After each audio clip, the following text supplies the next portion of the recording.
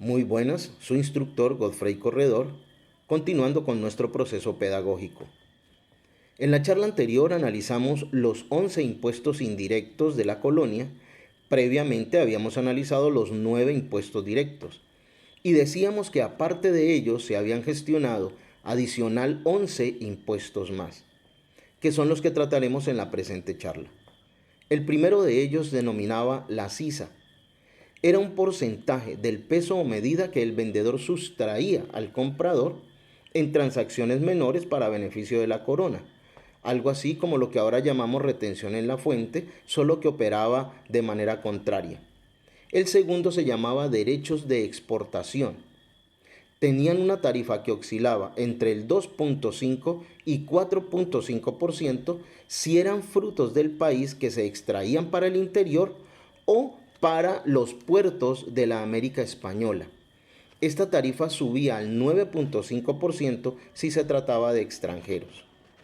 El tercero llamaba derecho de tierras.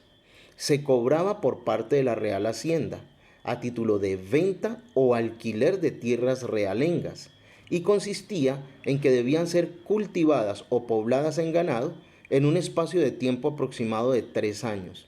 Si en ese tiempo no se cumplía con dicha condición, esas tierras eran adjudicadas a otras personas. El cuarto llamaba derecho de mazamorreros, pero no es el que pregona por las calles de mazamorra y champús, no. Mazamorrero se denominaba a las personas que extraían el oro de las orillas de los ríos o las quebradas. Era una tarifa única que se cobraba al año de 4 pesos, sin importar la cantidad del mineral que sacaran ni el tiempo que dedicaran a ello. El quinto eran los derechos de subvención de guerra, que era un derecho que se cobraba por parte de la aduana, a una tarifa del 1.5% sobre frutos o 0.5% sobre el oro y la plata, con el objetivo de socorrer a España en la guerra que sostenía con los franceses. El sexto llamó toneladas.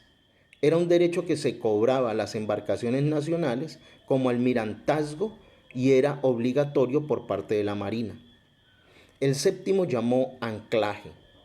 Este derecho se exigía a las embarcaciones para la sustentación de los lazarinos, que eran los que sufrían la enfermedad de San Lázaro, y se cobraba en puertos a embarcaciones de quilla únicamente.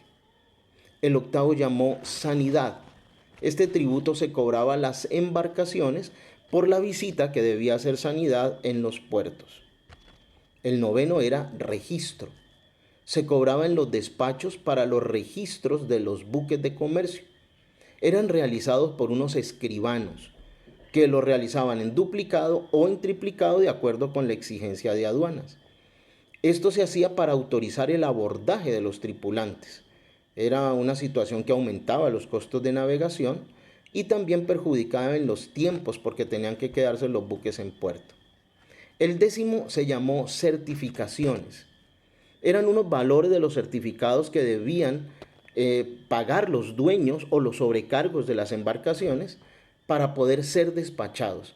Consistía en presentar una constancia de los ministros reales que constaba que no se estaba debiendo recursos ni a la Real Hacienda ni a la aduana.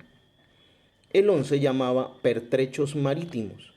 Era un gravamen que se imponía para la navegación, haciendo que se incrementaran en buena medida los fletes marítimos. Muy bien, observamos cómo bastantes eran los impuestos que se generaron en la época de la colonia, pero ni hablar de la cantidad que tenemos ahora.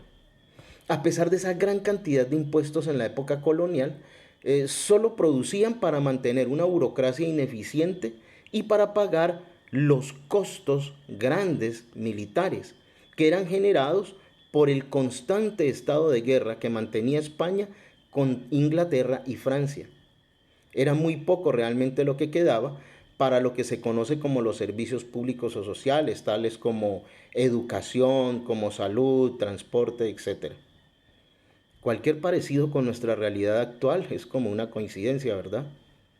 Al parecer no se ha cambiado sino como de propietarios, de dueños, Anteriormente, en la época de la colonia, eran Felipe IV, Carlos V, etc.